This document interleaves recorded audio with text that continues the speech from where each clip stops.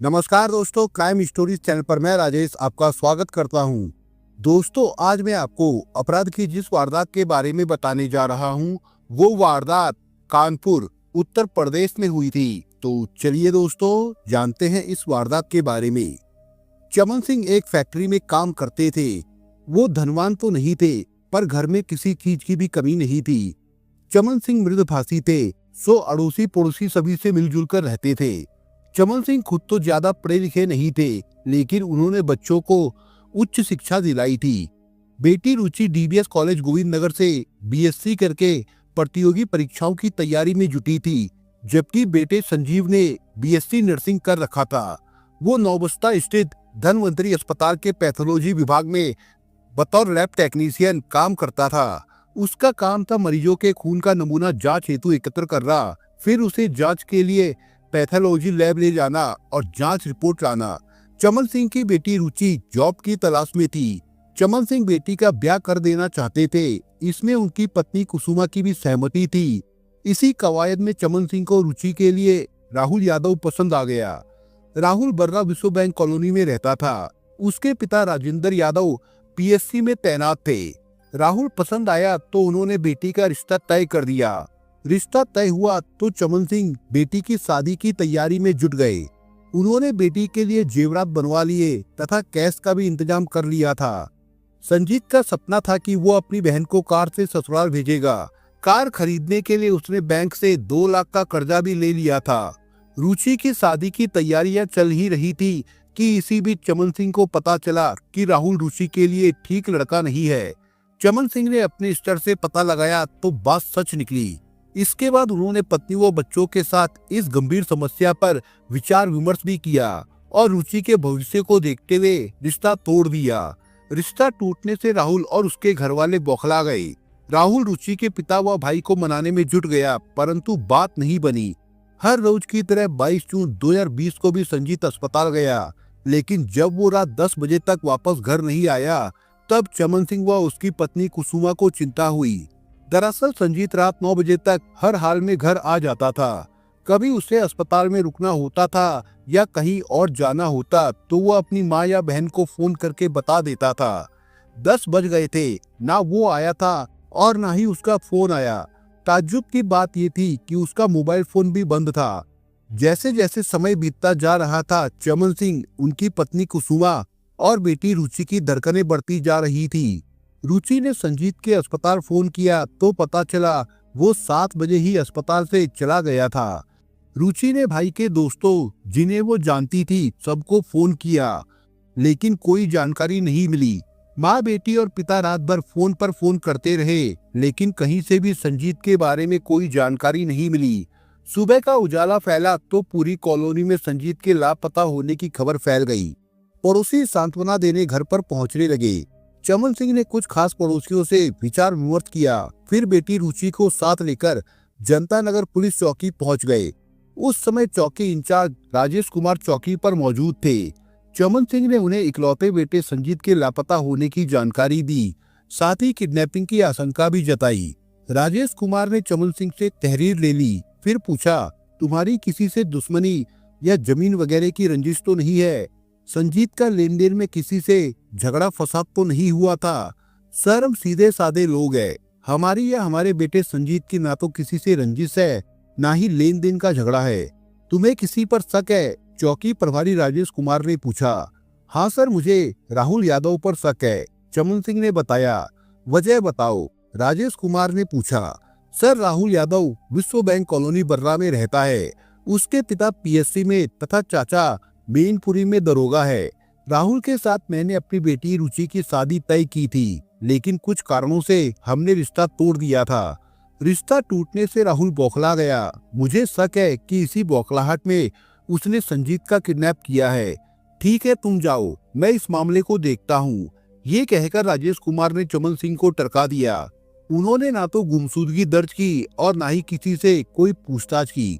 24 जून की सुबह 10 बजे चमन सिंह आशंका जताते हुए राहुल के खिलाफ नामजद तहरीर लेकर चौकी पहुंचे। तहरीर पढ़ते ही चौकी प्रभारी राजेश कुमार भड़क उठे। तुम्हारा बेटा गर्लफ्रेंड के साथ मौज मस्ती करने गया होगा, किसी पर गलत आरोप लगाओगे तो भुगतना पड़ेगा। गलत होने पर मैं तुम्हारे खिलाफ मानहानि का मुकदमा लिख दूंगा, समझे। चमन सिंह समझ गए कि यहाँ कोई कार्रवाई संभव नहीं है, इसलिए वो थाना बर्रा जाकर थाना प्रभारी रणजीत राय से मिले। उन्होंने उन्हें जनता नगर चौकी में दी गई तहरीर के आधार पर गुमशुदगी दर्ज न करने की बात बताई। इस पर वो नाराज होते हुए बोले, हथेली पर सरसों मत उगाओ, तुम्हारा बेटा मिल जाएगा।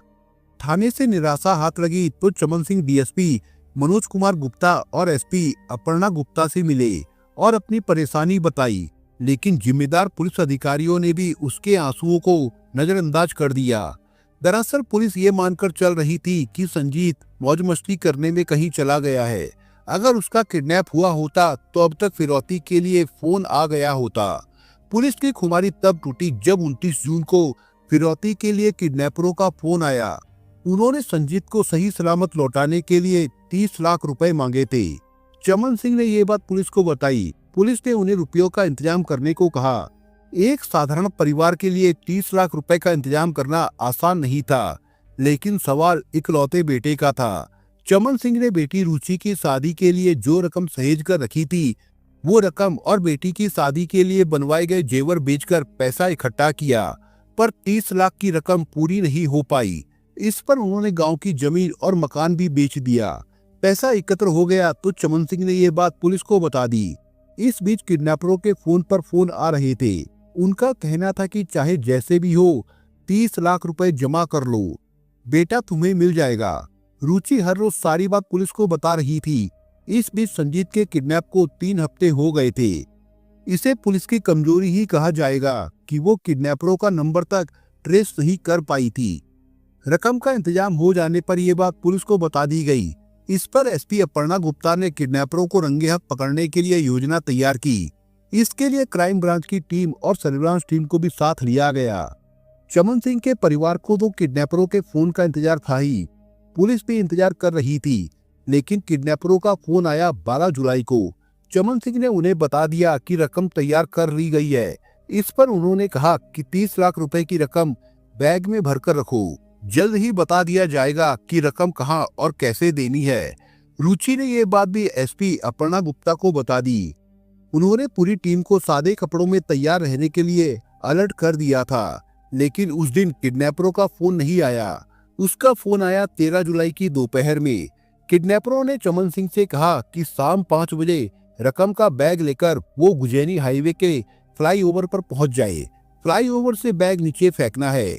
वे लोग पुल के नीचे रहेंगे। रकम मिलते ही संजीत को छोड़ दिया जाएगा। ये बात भी एसपी अपर्णा गुप्ता को बता दी गई। उन्होंने पुलिस टीम को तैयार रहने का आदेश दे दिया।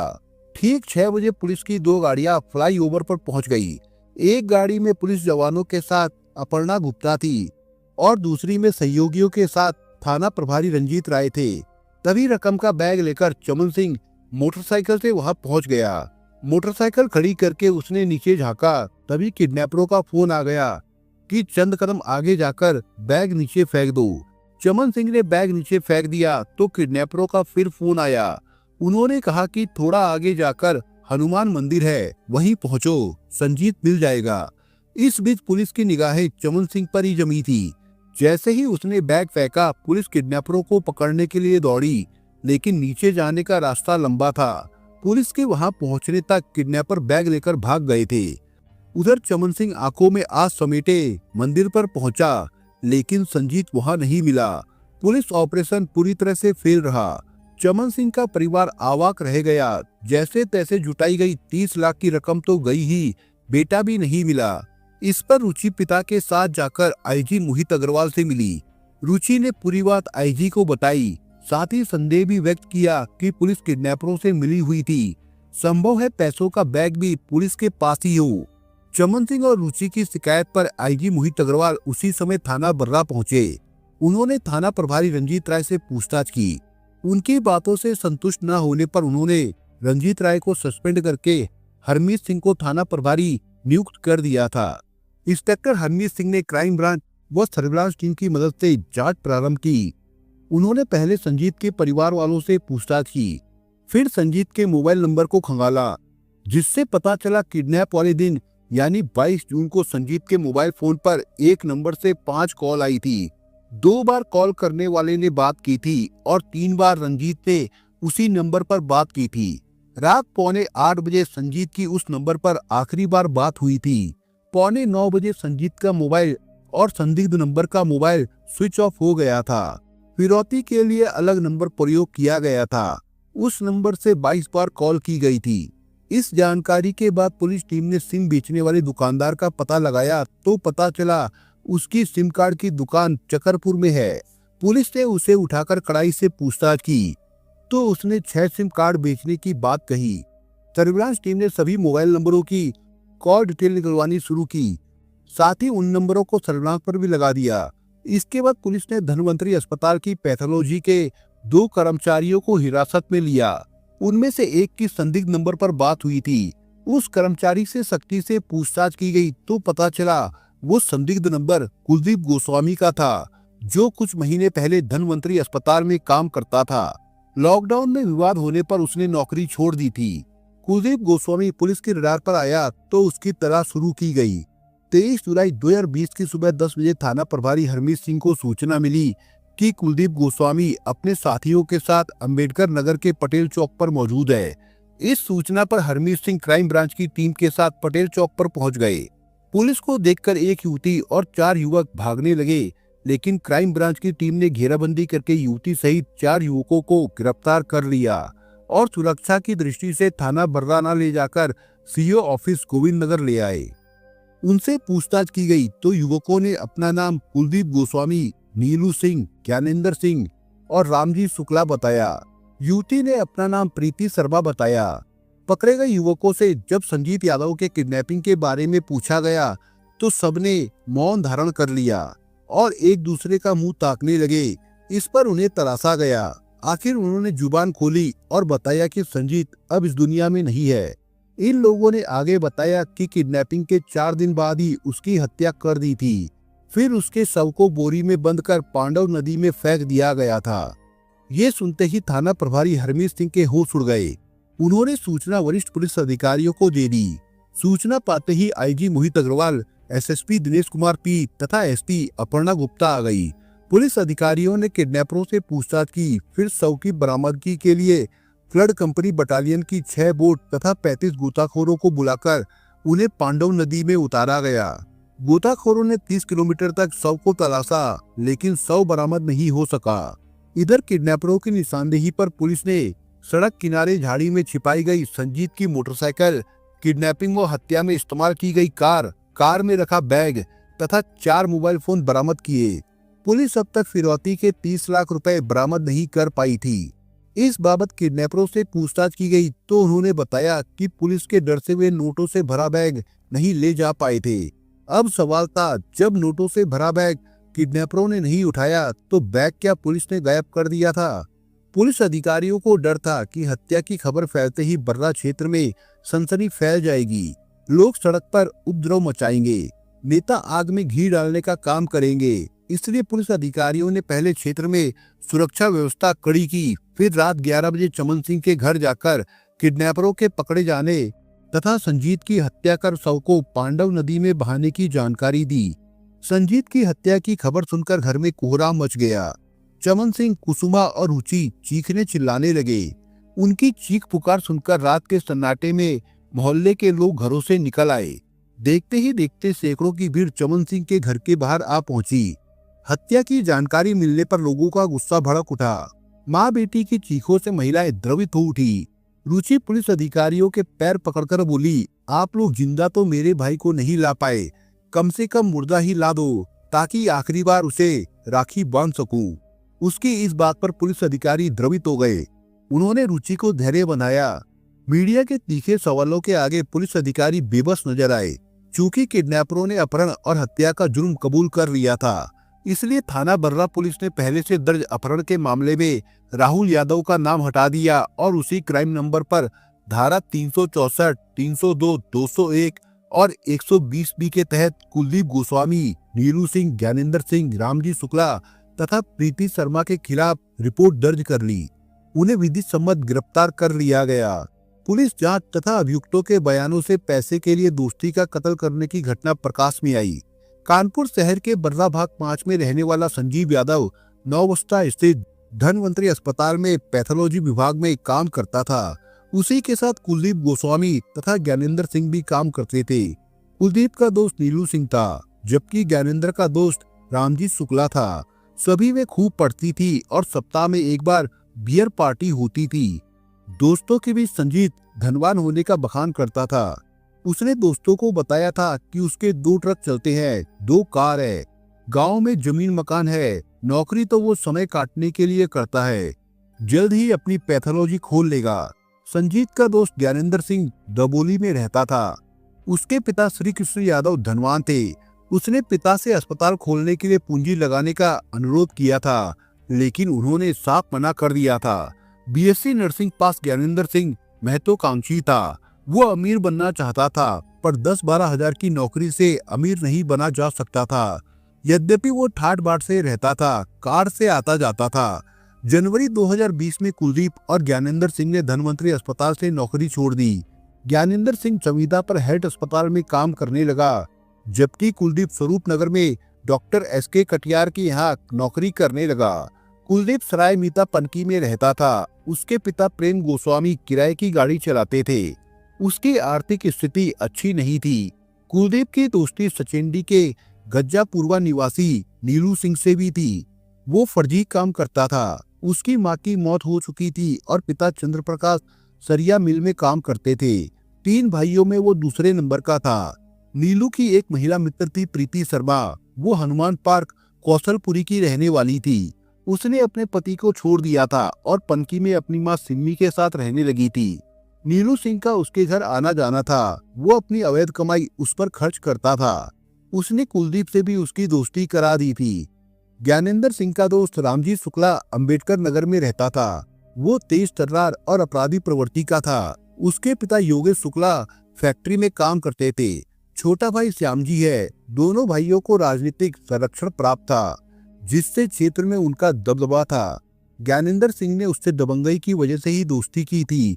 ज्ञानेंद्र सिंह को 2 टीवी सीरियल सावधान इंडिया और क्राइम पेट्रोल बहुत पसंद थे। इन सीरियलों को देखकर उसने किडनैप करने और फिरौती वसूलने की योजना बनाई। इस योजना में उसने कुलदीप, रामजी शुक्ला, नीलू सिंह और उसकी प्रेमिका प्रीति शर्मा को शामिल किया। प्रीति को 3 लाख रुपए देने का लालच दिया गया था। एक रोज सबने सिर से सिर जोड़कर माथापच्ची की तो संजीत यादव के किडनैप और फिरौती की बात तय हुई, क्योंकि उसके बताए अनुसार संजीत धनवान था। योजना के तहत नीलू सिंह ने महिला मित्र प्रीति शर्मा के साथ जाकर 15 जून को रतनलाल नगर में ब्रोकर रविंद्र तिवारी की मार्फत 15,000 रुपए मासिक किराए पर सुनील श्रीवास्तव का मकान ले लिया। मकान किराए पर लेते समय प्रीति को उसने अपनी पत्नी बताया था। इस मकान में प्रीति अपनी मां सिम्मी के साथ रहने लगी। नीलू ने ही फर्जी आईडी पर 6 सिम और 4 चाइनीज मोबाइल खरीदे और ज्ञानेंद्र को दे दिए। ज्ञानेंद्र ने चारों मोबाइल आपस में बांट लिए। ये मोबाइल किडनैपिंग में इस्तेमाल करने के लिए थे। इधर ज्ञानेंद्र सिंह ने संजीत को बेहोश करने के लिए नशे के इंजेक्शन, मुंह पर लगाने के लिए टेप तथा नींद की गोलियां हेल्थ अस्पताल के सामने मेडिकल स्टोर से खरीदी। मेडिकल स्टोर के कर्मचारी ज्ञानेंद्र सिंह को जानते थे, इसलिए उन्होंने डॉक्टर का पर्चा नहीं मांगा। ज्ञानेंद्र ने इस सामान को बैग में सुरक्षित कर कार में रख लिया। 22 जून की शाम 7:47 पर ज्ञानेंद्र सिंह ने संजीत को फोन करके बताया कि आज उसका जन्मदिन है, पार्टी करने चलते हैं। पार्टी के नाम पर संजीत तैयार हो गया। इसके बाद दोनों का फोन पर संपर्क बना रहा। ज्ञानेंद्र अपनी कार लेकर शिवाजी पुलिया नौबस्ता के पास खड़ा हो गया। उस समय कार में ज्ञानेंद्र के अलावा कुलदीप, नीलू तथा रामजी शुक्ला मौजूद थे। कुछ देर बाद संजीत आया तो इन लोगों ने उसे कार में बिठा लिया। कार में ही उन लोगों ने संजीत को शराब पिलाई। उसी में नशीली गोलियां मिला दी गई थी। बेहोश होने पर ये लोग उसे रतनलाल नगर स्थित किराए वाले मकान पर लेकर गए। यहाँ प्रीति पहले से मौजूद थी। उसी ने दरवाजा खोला। कमरे में लाकर इन लोगों ने संजीत के हाथ पैर बांधे, मुंह पर टेप लगाया और नशीला इंजेक्शन लगा दिया। इसके बाद बारी बारी से सब उसकी निगरानी करने लगे। 26 जून की रात 10 बजे खाना खाते समय संजीत ने भागने का प्रयास किया और गेट तक पहुंच गया, लेकिन नीलू सिंह ने उसे दबोच लिया।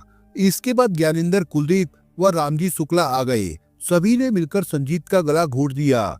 फिर शव को बोरी में भरकर कार की डिक्की में रखा और सवेरा होने के पहले ही पांडव नदी में फेंक आए।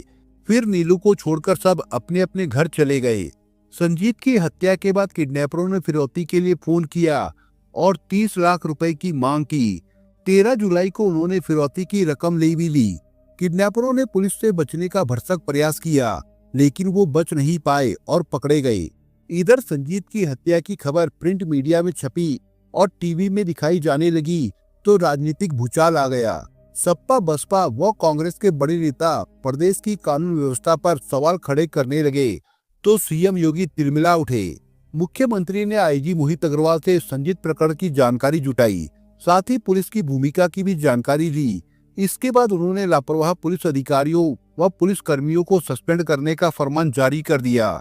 एसएसपी दिनेश कुमार पी का भी तबादला झांसी कर दिया गया।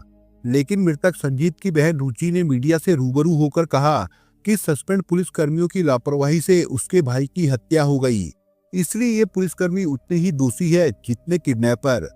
25 जुलाई 2020 को थाना बर्रा पुलिस ने अभियुक्त ज्ञानेंद्र सिंह, कुलदीप गोस्वामी, नीरू सिंह, रामजीत शुक्ला तथा प्रीति शर्मा को कानपुर कोर्ट में पेश किया, जहां से उन्हें जिला जेल भेज दिया गया था। दोस्तों, आप अगर चैनल पर नए हो तो आप चैनल को सब्सक्राइब करने के साथ कमेंट बॉक्स में इस कहानी के बारे में अपने विचार जरूर लिखिएगा। मिलता हूं एक नई कहानी के साथ, तब तक के लिए अपना ख्याल रखिएगा। धन्यवाद।